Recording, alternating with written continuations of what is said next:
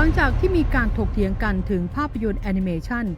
2475 Dawn of Revolution รุ่งอรุณแห่งปฏิวัติทำให้วิวัฒน์จิโรจน์กุลผู้กำกับโพสต์ผ่านโซเชียลโต้กลับสุดาพนมยงค์ดุษฎีพนมยงค์บุญทัศนกุลทายาทของปรีดีพนมยงค์จนกระทั่งกลายเป็นการแบ่งฝักแบ่งฝ่ายระหว่างฝ่ายธรรมะกับฝ่ายอธรรมขึ้นมาล่าสุดพลโทนันทเดชเมฆสวัสดิ์อดีตหัวหน้าศูนย์ปฏิบัติการพิเศษศูนย์รักษาความปลอดภัยแห่งชาติหรือสรพ.ได้โพสต์เฟซบุ๊กหัวข้อคุ้นศึกศักดินากับความล้มเหลวของปฏิวัติ2475โดยระบุว่าจากกรณีที่มีครูบางคนนำหนังสือขุนศึกศักดินาและพญาอินทรีของนายณัฐพลใจจริงไปประกอบการสอนนั้นขอให้พิจารณากันใหม่เพราะนายณัฐพลอาจจะเป็นผู้รู้ทางประวัติศาสตร์ได้แต่ยังขาดความรอบคอบพอที่จะเขียนหนังสือให้เป็นตำราเรียนซึ่งมีตัวอย่างจากหนังสือดังกล่าวมาแล้วและยังเกิดขึ้นในข้อเขียนอื่นๆอีกเช่นกรณีจากบทความเรื่องปฐมบทการม้วนประชาธิปไตยการรัฐประหาร2490กับการตั้งอีกระบบหนึ่งซึ่งถือได้ว่าเป็นเรื่องเอกในนิตยสารศิลปวัฒนธรรมฉบับปีที่44ฉบับที่1พฤศจิกายน2565เพราะเมื่ออ่านแล้วพอจะเห็นได้ว่านายณัฐพลมักจะทิ้งข้อผิดพลาดไว้ในสาระสำคัญทางประวัติศาสตร์อยู่เสมอเช่นตอนที่นายณัฐพลเขียนถึงเรื่องการเมืองไทยหลังสงครามโลกควรบันทึกด้วยว่าท่ามกลางบรรยากาศทางการเมืองที่เปิดกว้างภายหลังสงครามโลกครั้งที่2รัฐบาลพลเรือนของกลุ่มนายปรีดีพนมยงค์พยายามรวบรวมพลังคนไทยทุกคนร่วมสร้างประเทศขึ้นใหม่ภายหลังความบอบช้ำจากสงครามด้วยการออกพระราชกำหนดนิรโทษกรรมให้กับกลุ่มปฏิปักษ์การปฏิวัติ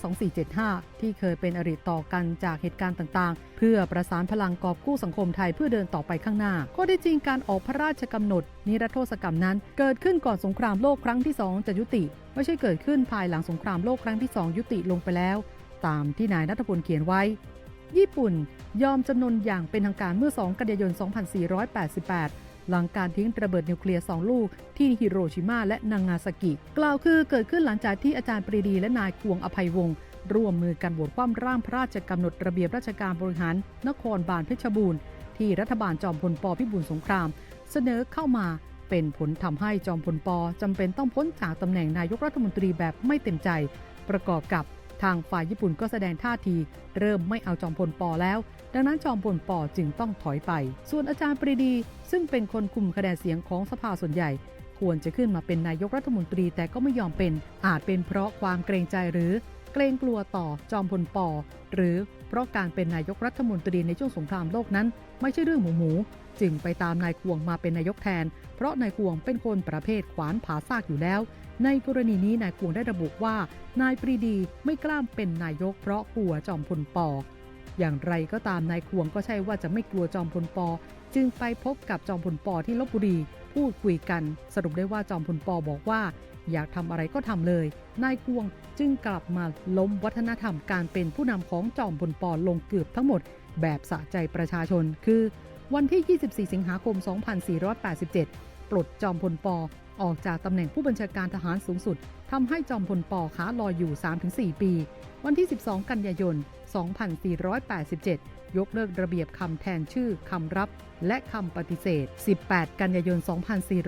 2487 เลิกบังคับสวมหมวกเลิกการห้ามกินหมากและให้เสรีภาพในการแต่งกาย 2 พฤศจิกายน 2487 ยกเลิกเรื่องการปรับปรุงอักษรไทยและตัวสะกดการัน 31 ธันวาคม 2487 ออกแถลงการให้มีการคืนบรรดาศักดิ์ขุนนางและข้าราชการให้ใช้ได้โดยสมัครใจ 9 พฤษภาคม 2488 ได้ออกพระราชกำหนดนิรโทษกรรมให้แก่ผู้ต้องหากบฏทั้งหมดตั้งแต่กบฏบวรเดชจนถึงกบฏพศ 2481 นักโทษเหล่านี้ได้รับการปล่อยตัวให้พ้นมนทินเหมือนกับว่าไม่เคยกระทำผิดมาก่อนสงครามโลกครั้งที่2สิ้นสุดลงเมื่อ 2 กันยายน 488 ส่วนเรื่องการออกพระราชกำหนดนิรโทษกรรมให้กับกลุ่มปฏิปักษ์การปฏิวัติ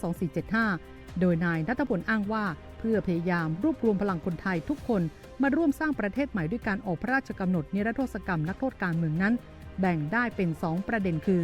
1. กลุ่มปฏิปักษ์นั้นตามข้อเท็จจริงแล้วเกือบทั้งหมดเป็นปฏิปักษ์ของจอมพลป.มากกว่า 2. สภาพประเทศชาติในขณะนั้นย่ำแย่มากจนกล่าวได้ว่าเป็นจุดของความ ล้มเหลวที่สำคัญอีกเรื่องหนึ่งของการปฏิวัติ 2475 แต่อย่างไรก็ตามการออกพระราชกำหนดนิรโทษกรรมก็เป็นการแสดงให้เห็นถึงความร่วมมือกันอย่างใกล้ชิดระหว่างอาจารย์ปรีดีกับนายควงนอกจากนั้นยังมีอีกหลายจุดในบทความนี้ที่ดูเสมือนเป็นเรื่องเล็กๆน้อยๆแต่การสอนประวัติศาสตร์หรือเขียนบทความทางประวัติศาสตร์ในฐานะครูบาอาจารย์นั้นควรที่จะลงรายละเอียดสำคัญให้นักศึกษาหรือประชาชนได้เข้าถึงความจริงที่ควรรู้บ้างอย่าไปย่นย่อหรืออนุมานเอาเองในช่วงตอนสำคัญของเหตุการณ์เพราะนายณัฐพลได้ระบุว่าเป็นอาจารย์อยู่ที่มหาวิทยาลัยราชภัฏสวนสุนันทาไม่ใช่นักเขียนธรรมดาครับมาร่วมสนับสนุนท็อปนิวส์นำเสนอความจริงได้แล้ววันนี้เพียงกดปุ่ม Super Thanks แล้วเลือกจำนวนเงินตามที่ต้องการได้เลยครับขอบคุณครับ